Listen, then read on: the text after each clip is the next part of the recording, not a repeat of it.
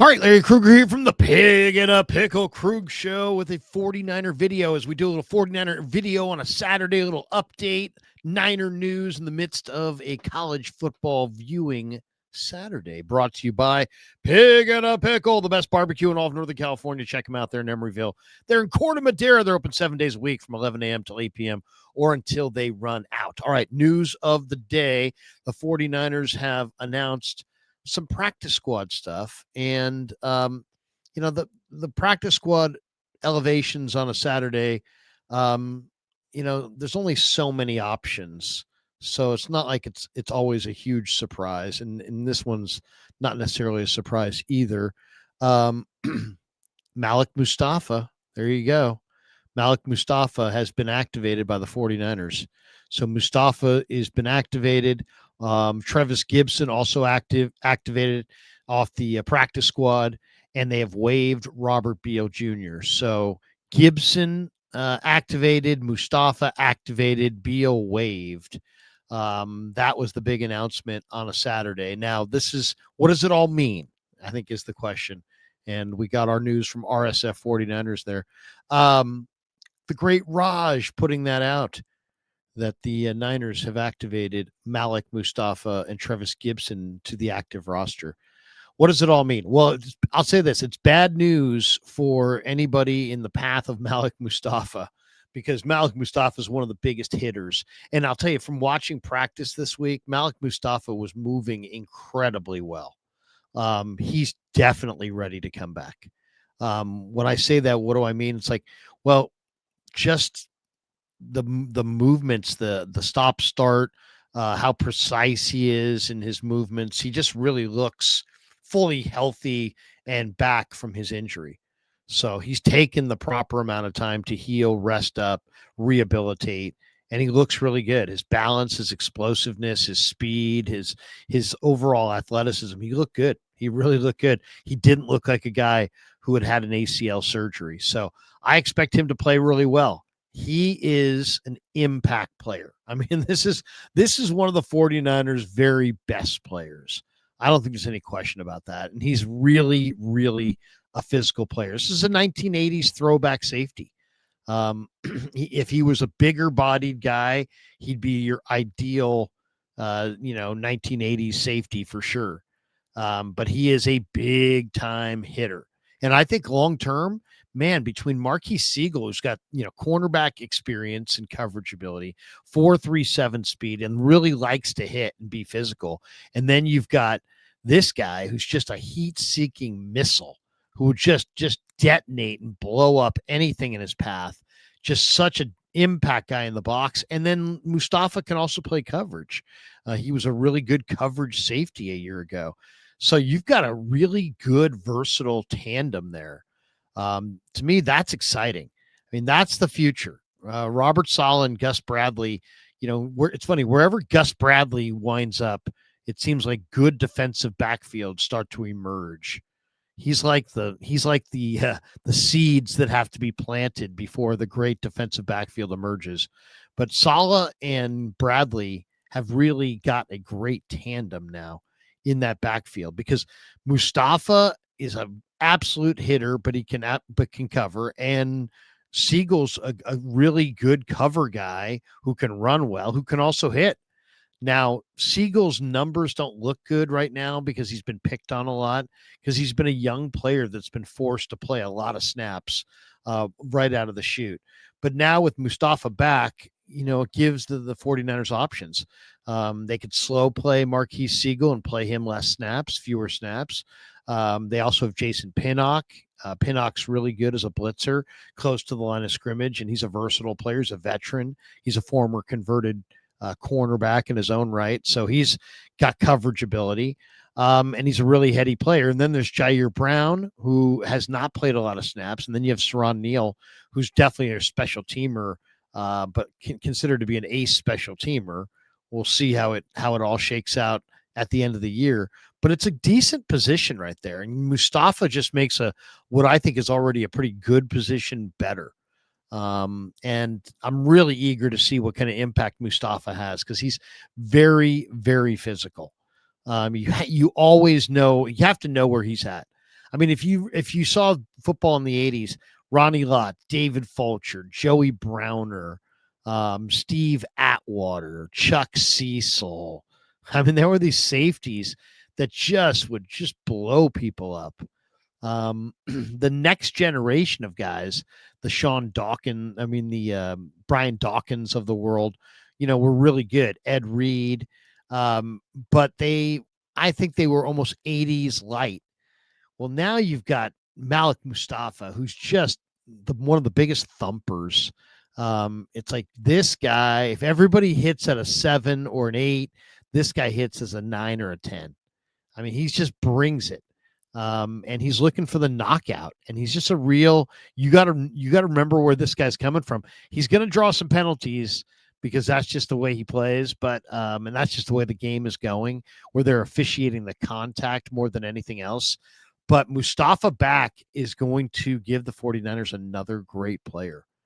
And it should give them just more depth and more overall talent and versatility on the back end. So really eager to see what Mustafa is bringing to the table. Now, let's talk about the other move as well. Trevis Gipson.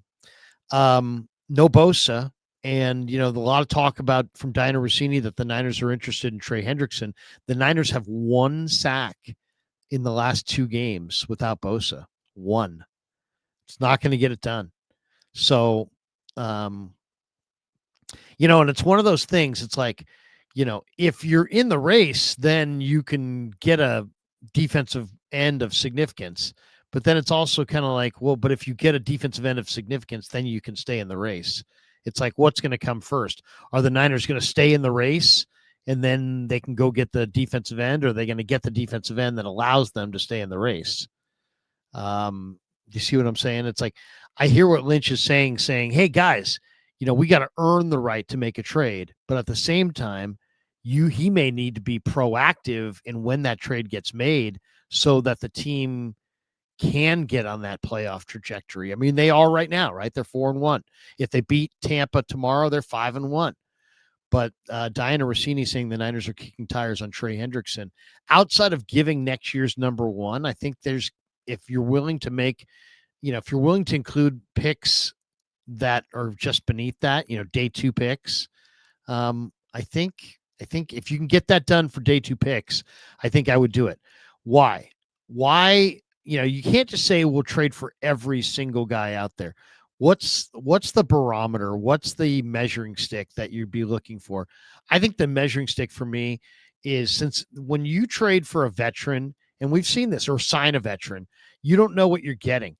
You're getting another team's culture, another team's, way of practicing, another team's way of playing football, and it may not totally jive with what you're doing.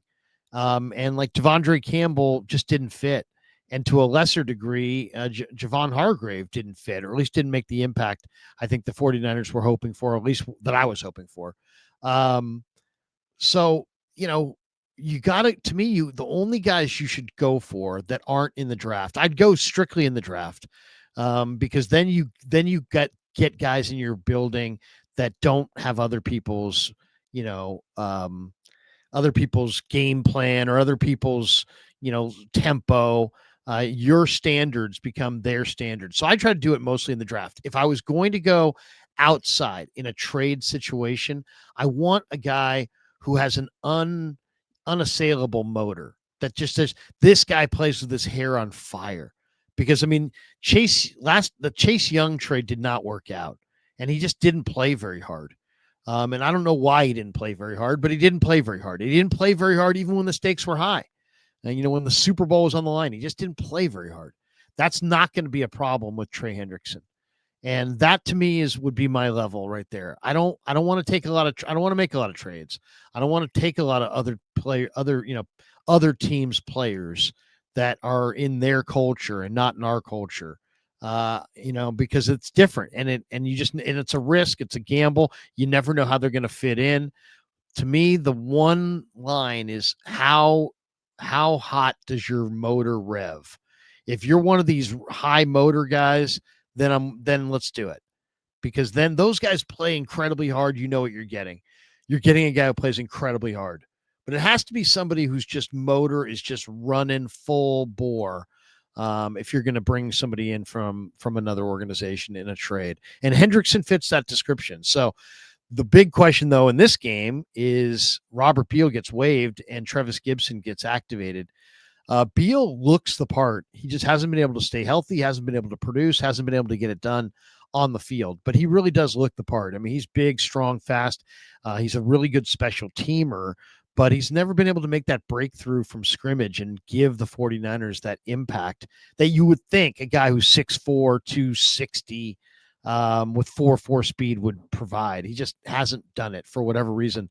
I don't know if you want to blame the coaches, him, his motor, his injuries, the scheme fit, who knows? The production, for whatever reason, hasn't been there. So he gets waived today, and Trevis Gipson gets promoted. Now, Gibson's a veteran. I think he's good. He had a 7.5 sack season not that long ago with the Bears. He's a big play guy. He can put some heat on the quarterback. He's not a superstar, but he's definitely a solid NFL defensive end.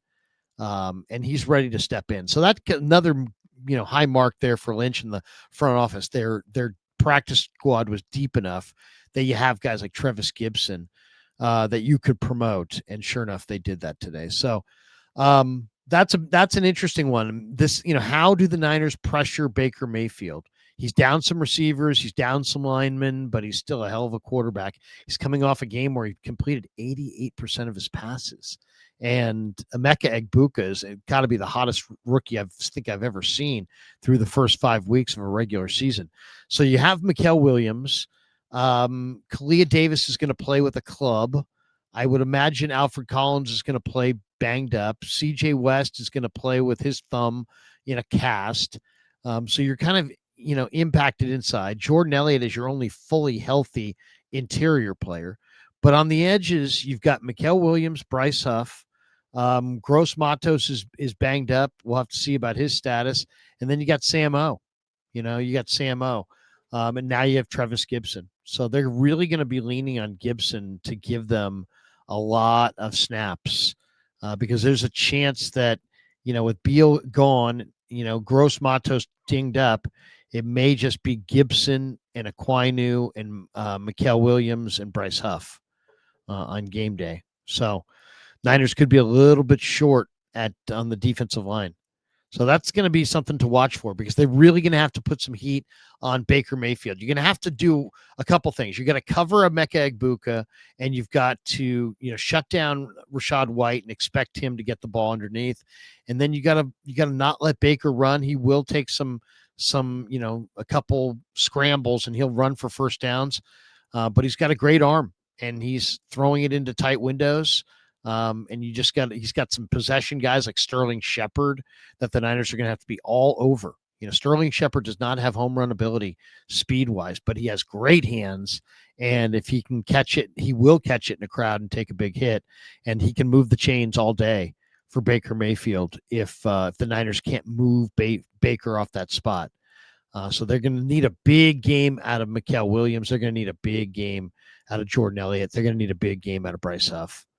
I think those three guys for sure have to step up. And the Trevis Gipson addition, I think people are going to be pleasantly surprised. I really do think you're going to be pleasantly surprised if you watch Trevis Gipson do his thing. Through 5 weeks of football, 49ers are 4-1. What do they look like statistically? Well, they're first place in the NFC West. They are 22nd offensively in points per game. They're fifth in total offense. So they're producing a lot of yards, 375.8 yards per game. Niners have not been able to run it. It's all been in the air. They've got the number one passing offense in football, 290.6 passing yards per game, number one in the game. Off rush offense, though, 28th. Ouch. Niners are only averaging 85 rushing yards a game as a team. So that is not good. And they're trying to get that better. The time of possession average, 49ers have done a pretty decent job. They're sixth overall in the league. Tampa, by comparison, is fifth. So this is going to be a big battle to see who can win time of possession. If you can win time of possession against Tampa, you're doing a good job because they're good at doing that. And then when you flip the card and talk about the Niners on the defensive side, this has been a pleasant surprise. They're sixth overall in points allowed. They were 29th last year under Sorensen. They're sixth. They're 15th in total defense, so they could be better in the red zone for sure. 15th in total defense, sixth in points allowed. So they've been, and then as far as they look mid-pack against both, 15th rushing defense, 14th passing defense. They have no pass rush without Bosa. They're 29th with 6 sacks. They have no picks.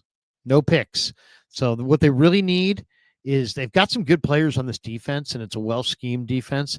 They need to present more heat up front, and hopefully that will result in more turnovers on the back end. And, those things go hand in hand. They're 29th in sacks and 31st in picks. How do you get better? Trey Hendrickson. Trey Hendrickson would make you go move up the charts from 29th in sacks. And once that happened, I think you'd probably go up from 31st in picks.